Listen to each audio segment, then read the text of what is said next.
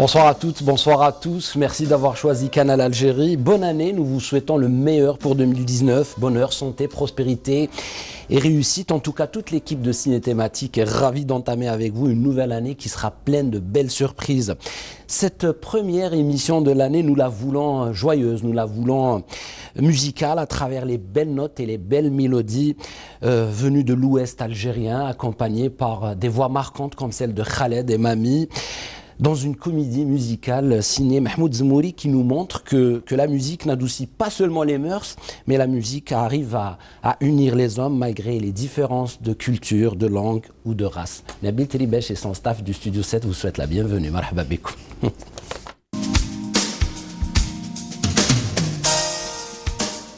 Et oui, le film 100% Arabica est un film contre les clichés véhiculés par le cinéma dit de banlieue. Le film simplifie les problèmes sérieux, les problèmes graves de la société à travers le rire. C'est la méthode, bien sûr, Mahmoud Zmouri, c'est connu. On y voit dans cette cité non identifiée un imam qui organise une bastonnade à un autre imam. On y voit aussi un maire qui utilise de la politique via, bien sûr, l'intégrisme et le radicalisme pour soi-disant régler les problèmes de la jeunesse dans sa cité. On y voit aussi des jeunes qui montent un groupe de rail pour améliorer leur quotidien et vivre dans la fraternité. En tout cas, c'est une histoire qui a été écrite par Marie-Laurence Attias. Le film a été réalisé en 1997. Tenez-vous bien, je vous envoie un extrait de votre film de ce jeudi soir.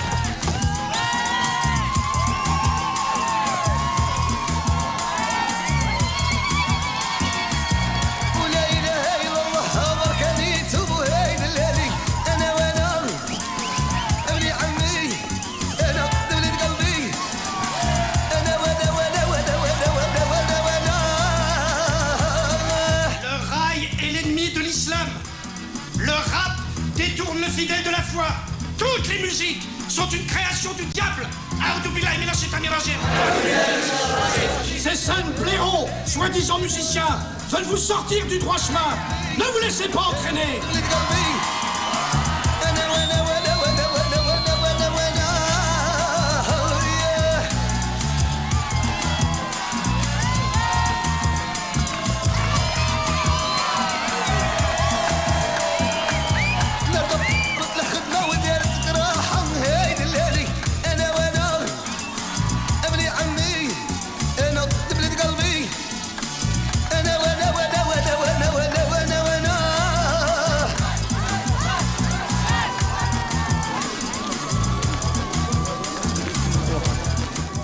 Et oui, le rythme de l'énergie, bien sûr, dans cette histoire, avec Khaled Mami Mousse, le rire et l'humour comme anecdote contre l'intolérance. Voilà, c'est toujours la méthode Zmouri qui prime. En tout cas, ce soir, on va lui rendre hommage et on veut commencer l'année avec de l'humour et des ondes positives, j'allais dire. Ce soir, nous allons accueillir sans plus tarder un ami à l'émission, mais c'est un confrère également. C'est un journaliste, écrivain connu, Mohamed Belhi est avec nous ce soir. Nous l'accueillons juste après ça.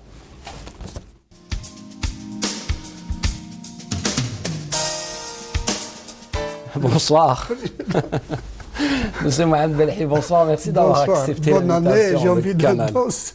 Ben oui, tout à l'heure on a fait bouger quand même voilà, nos épaules et ça fait du bien d'écouter ces rythmes. C'est la joie de vie. Parce que les Algériens ont la réputation d'être des gens austères, ce qu'il faut, parce que nos traditions, c'est de nos parents, de nos aïeux, c'est ce côté populaire, cette gaieté qu'on voudrait détruire. Effectivement.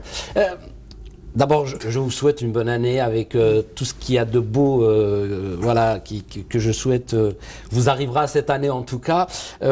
Mais j'ai envie de vous féliciter tout d'abord par rapport à votre dernier ouvrage, hein, donc qu'on a vu dans le Sila précédent de cette 29e édition, je crois.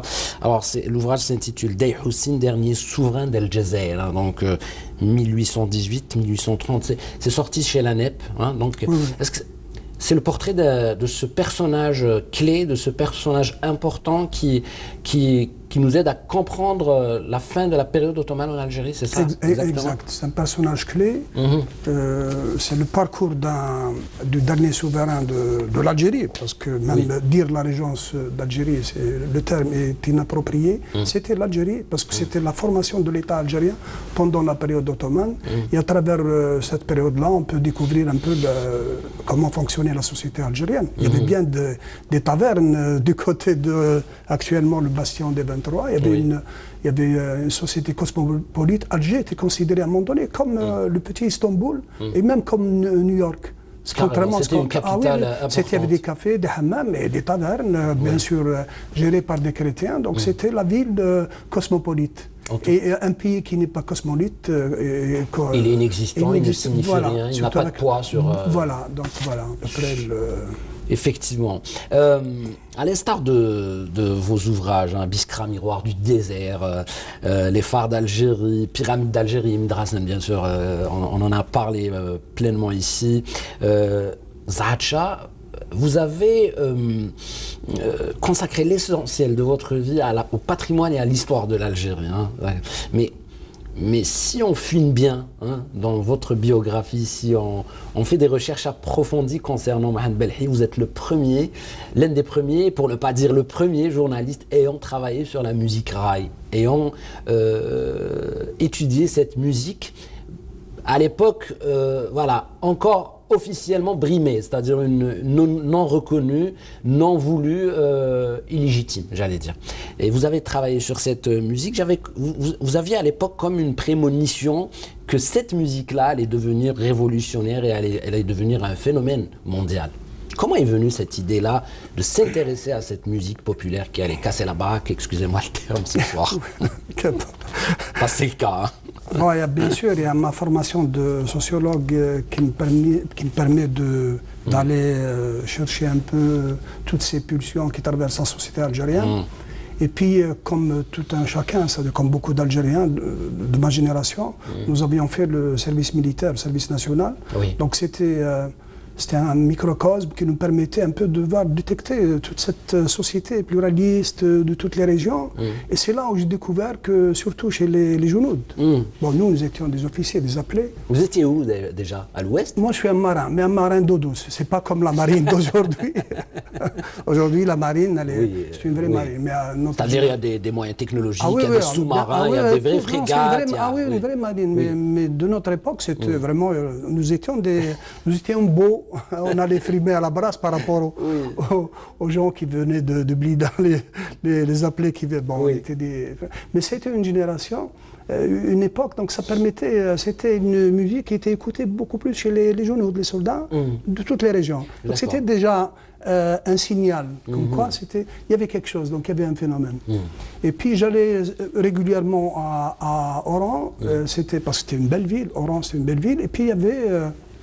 à l'époque, au Critch, c'était un centre où il y avait des débats entre universitaires, vraiment des gens de qualité. C'était vraiment le Critch, surtout du temps du marhoum Abdelkader Jarloul. C'était des débats intenses. Et c'est là où tu découvres quelque chose, cette musique-là. Et c'était en 80 où il y avait un peu l'intrusion. Sur le plan médiatique, et à l'échelle nationale, c'est là où le rail a commencé, c'était avec le phénomène Shabba Fadila, Bir Arbi Whisky Gauri, parce qu'à un moment donné, le rail c'était un peu l'ouest algérien. Quoique, le rail, il provient un peu il a une motrice commune par rapport à toutes les régions du pays, c'est-à-dire l'Est, la région du Haut-Plateau. La matrice, c'est la poésie... La matrice, c'est le chant bedoui par rapport à l'Andalous, c'est une musique raffinée. C'est ce qu'on appelle la poésie dite en derja, voilà.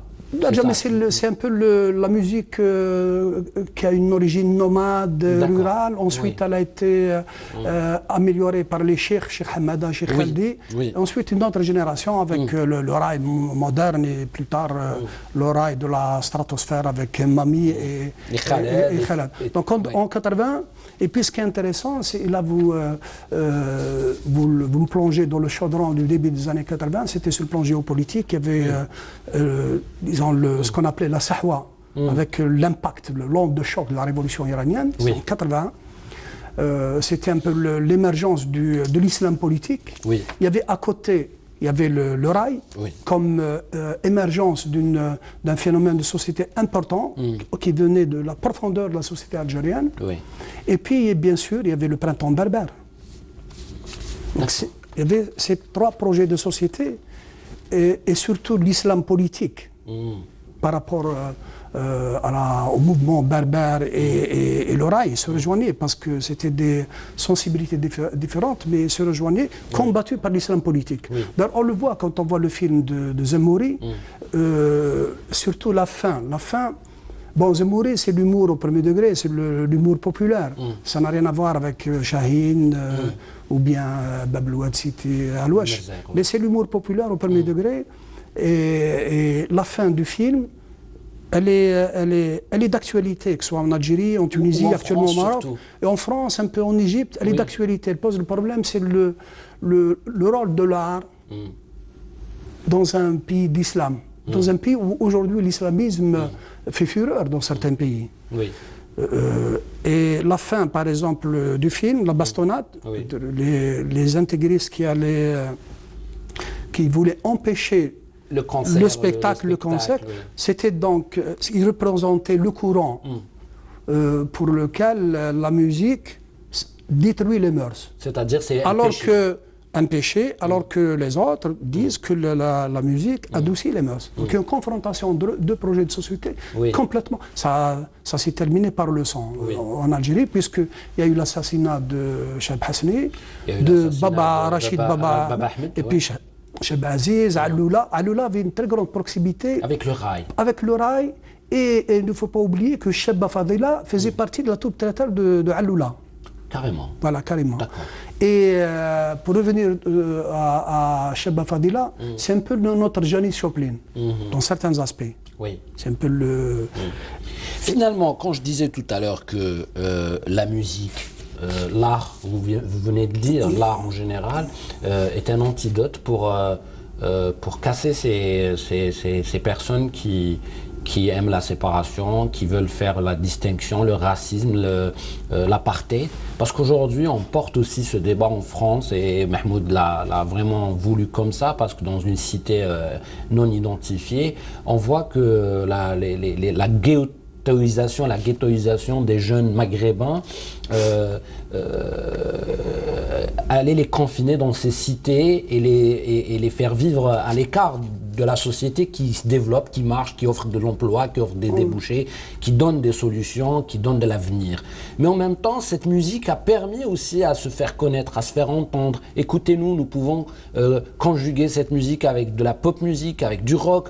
On peut nous identifier même à l'histoire du blues et ce qu'on appelle le negro spirit, c'est-à-dire cette musique qui était chantée dans les champs de coton au Mississippi pour dire la douleur du quotidien,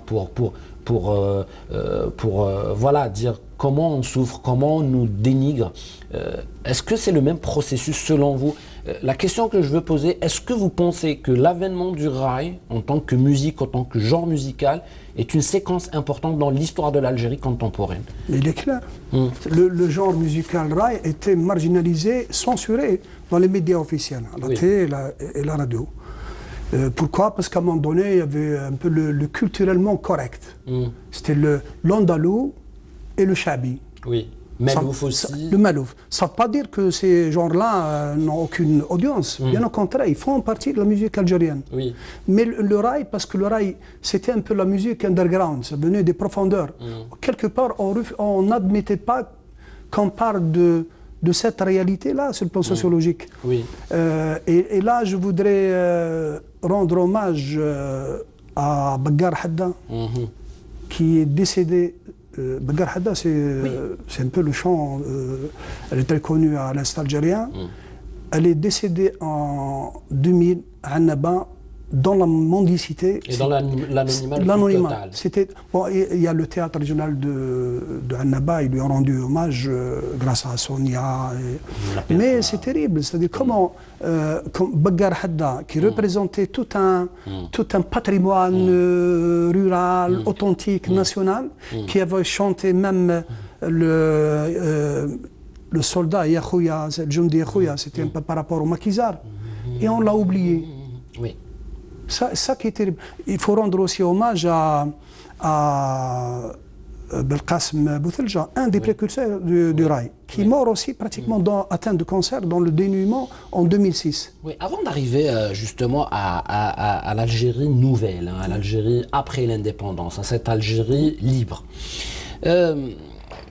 Les premières ou la première forme de rail, est-ce que vous me le permettez, vous avez fait des études là-dessus, c'est le melhoun, c'est-à-dire cette poésie chantée en derja, véhiculée par le meddahin, c'est-à-dire c'est le meddahin. Et le meddahat, pardon, ou le meddahin, on le dit comme ça, parce que c'est une forme de diffusion de l'information.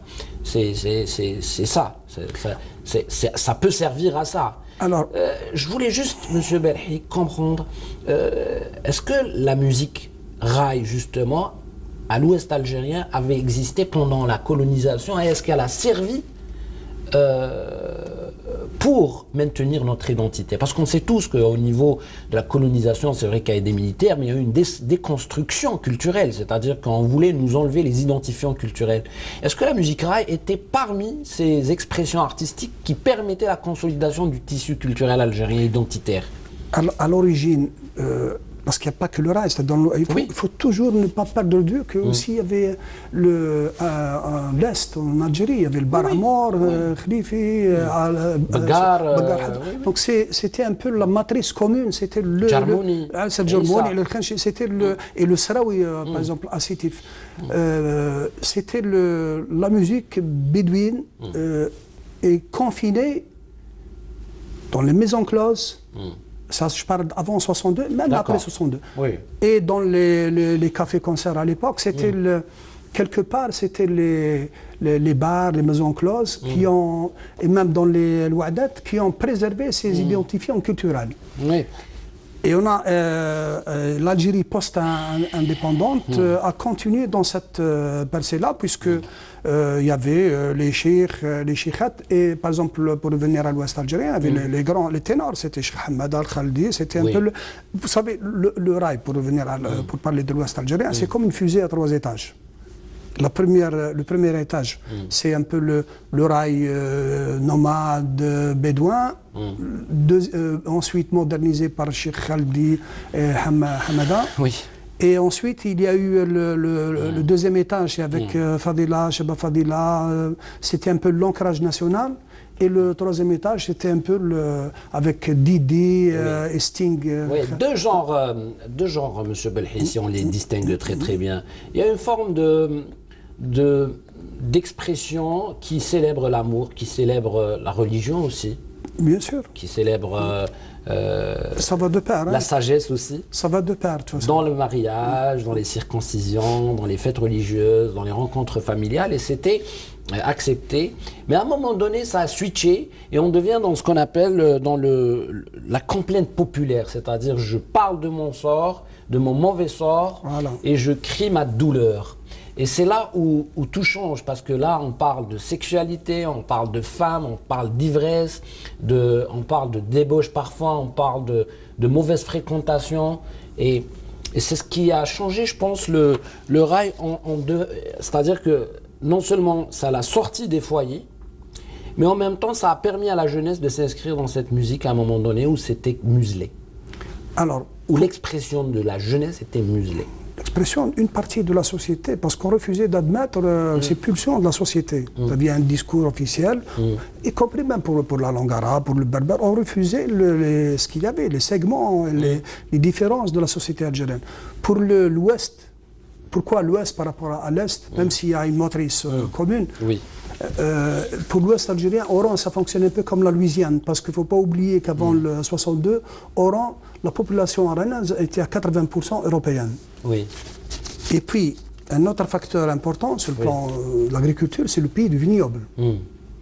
Donc quand on dit le vignoble, c'est le vin, les vendanges, le vin, donc tout cette main-d'œuvre agricole, ce prolétariat agricole avait une proximité avec le vin, le vignoble, contrairement à l'Est algérien, par exemple. Même si à l'Est, là aussi, il n'y a aucun tabou par rapport aux boissons ou bien à la sexualité, etc. Mais le rail commençait à devenir important, à se singulariser, même sur le plan musical. Quand on prend le bédouin, l'ouest, c'est la flûte, le gasba et le gallal. Gallal, c'est un peu un tambourin effilé. Le gallal, le tambourin, est représenté surtout par le musical. Là, oui, le haussement d'épaule saccadé, qui ont fait le bonheur du groupe ONB, l'Orchestre national de Barbès. Et l'Est algérien, c'est beaucoup plus la spécificité par rapport à l'instrumentalisation musicale, l'instrumentation musicale. Il y a l'élément, c'est le bendir, qu'on ne retrouve pas à l'Ouest. Le bendir, c'est le tambour à cadre, sur cadre, le tambour sur cadre, à peau de chèvre. Voilà. C'est les différences par rapport aux instruments, mais la matrice est commune. Et là, je reviens à l'Ouest, il y a on est dans le pays du vignoble. C'est la Louisiane. Et tout ce prolétariat agricole, le lumpen, parfois le lumpen, c'était des conditions très modestes. Et ils traduisaient un peu leur vie, et surtout à travers Et là, il faut rendre hommage un peu à tous ces éditeurs, c'était des disquaires. Comme Boualam Disco Maghreb, Mohamed Saint-Crespa, Santana, tous ces disquaires. Almafono. C'est surtout par rapport à l'Ouest. Ces gens-là, quelque part, ont été à l'origine dans la propagation du rail. Ensuite, plus tard. Vous m'avez parlé de deux instruments, le gasba, le gallal, c'est-à-dire la flûte et la percussion, mais j'ai envie aussi ce soir de rendre hommage à deux personnalités ou deux personnages importants dans cette genèse, Mohamed Zergui et Bellemou, parce que les deux ont ramené deux instruments avant, c'est-à-dire des cuivres. Et ça a pris une autre, voilà, ça a permis au rail de décoller, si j'ose dire, parce que là on l'inscrit dans des registres les précurseurs un peu de ceux qui ont... Bon, tout le mérite revient d'abord à Cheikh Hamada et Khaldi. Khaldi, c'est le père de Bakhta, la chanson Bakhta. Oui. Et Hamada, c'est un peu le parolier, le compositeur. Ils ont un peu citadinisé le rail, qui était rural et nomade. C'est la première génération. Rimiti, Cheikh Hamada et Khaldi. Ensuite, il y a eu une autre génération, comme vous le citez bien, c'est avec Bellemou, Boutaï Basfer et Boutelja, Qasim Boutelja. Eux, ils ont été à l'origine de la modernisation avec l'introduction d'éléments nouveaux comme la trompette. Donc vous prenez la galerie de football, l'Azmoul, le Oran, c'est pas comme Schnawa ou Luzma. Là, c'est la trompette.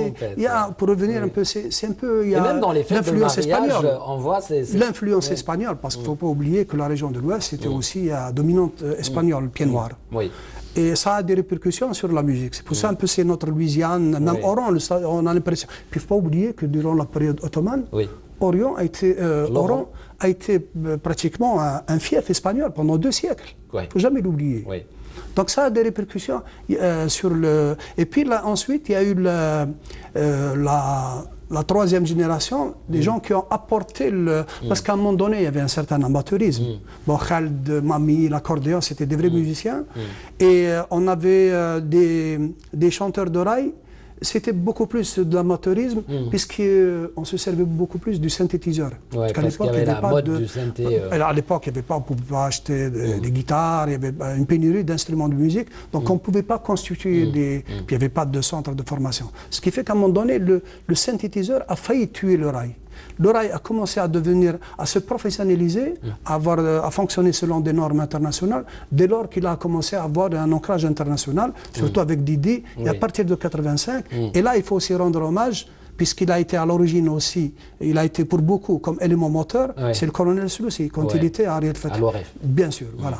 Et à Safi Boutella avec le Kouchi. Safi Boutella, bien sûr, c'est après 85, c'est Kouchi et la Kamel. Bon, ça, c'est les grands mythes du rail. On est parti loin, quoi. Avec bien ça, sûr. on pouvait, bien sûr. On pouvait là aussi, prétendre à un registre. Par exemple, quelqu'un comme Safi Boutella, un très grand compositeur, il a compris par feeling que le rail ne pouvait avoir qu'une dimension internationale. Et d'ailleurs, un des succès, et là c'est fantastique, un des succès du rail, grâce à Mami Akhel, c'est que le rail a transpercé 2 citadelles. La citadelle de l'Égypte. Ah oui, c'est important. Le gardien du temple de la musique arabe. Parce que l'Égypte, c'est un pays, en termes de culture, c'est le chauvinisme et le protectionnisme. Oui.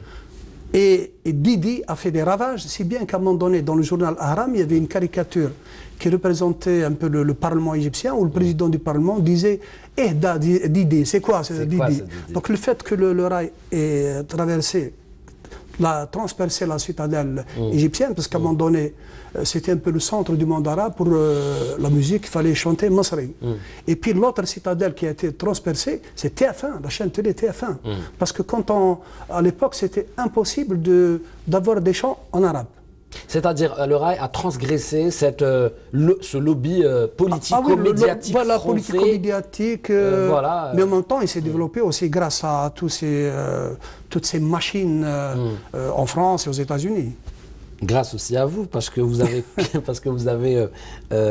alors là aussi, vous avez fait écouter à un journaliste qui s'appelle Jean-Louis Heuss, voilà, là aussi, qui travaille à Libération, voilà. Et c'est lui qui voilà, va écrire comment pour le rail. Bien sûr, là, en 80, j'avais fait un reportage dans le Actualité. Ça a mis, bien sûr, pendant 6 mois pour que l'article passe. Oui. Parce que il y avait des expressions qui n'étaient pas évidentes d'être publiées. Par exemple, je décryptais une cassette de rail, je disais Goudas l'armée. Ouais. Alors là, ça fait un peu. Ouais. Et le fait d'avoir donc fait écouter à beaucoup de gens, des copains Tarjout. Et ensuite, quand je suis parti en France, j'avais fait écouter des cassettes de rail à Jean-Louis Heuss, qui était un porteur de valises. Donc il était un moujahid pour la libération fantastique. Ouais. Donc quand il a senti qu'il y avait quelque chose dans cette musique-là, il avait fait une série de papiers dans Libération, et c'est de là que ensuite il y a eu le festival Bobigny en 85. Ouais. Ça a pris. C'est là où Khaled a dit, comme il a dit lui. La fameuse phrase. Plus tard. Mais on l'aime beaucoup, Khaled, et ça reste une phrase assez mythique. Et voilà, donc quand je parlais du Citadelle, et ironie du sort, là aussi, c'est les retournements de l'histoire, c'est ça qui est fantastique. C'est qu'à un moment donné, à partir de 2008, avec Cheb Jelloul, Cheb Jelloul, qui était un Rayman et qui a fait acte de dépendance et devenu un Mounchid. Donc on est passé de Serbi Unzid à des louanges. À des louanges, ce qui est tout à fait normal. Ce qui est tout à fait normal. Voilà, il a le droit. Et aujourd'hui, c'est en Arabie Saoudite que Khaled chante en Arabie Saoudite. Ça fait partie du paradoxe et ça m'entend, c'est fantastique. Alors, on va terminer juste avec un point. Le Centre national de recherche, bien sûr, préhistorique, anthropologique et historique, j'y arrive, algérien, CNRPH, le fameux CNRPH, a déposé un dossier chez l'UNESCO pour, bien sûr, pour approuver le rail comme musique algérienne populaire. C'est-à-dire, parce qu'il y a eu quand même un... Il vaut mieux ne pas en parler, il ne faut pas qu'on tombe dans le piège. Il y a un petit une polémique. Non, il n'y a pas de polémique pour moi. Le rail, il y a des cassettes, il y a des vidéos, il y a une histoire. Il y a toute une histoire.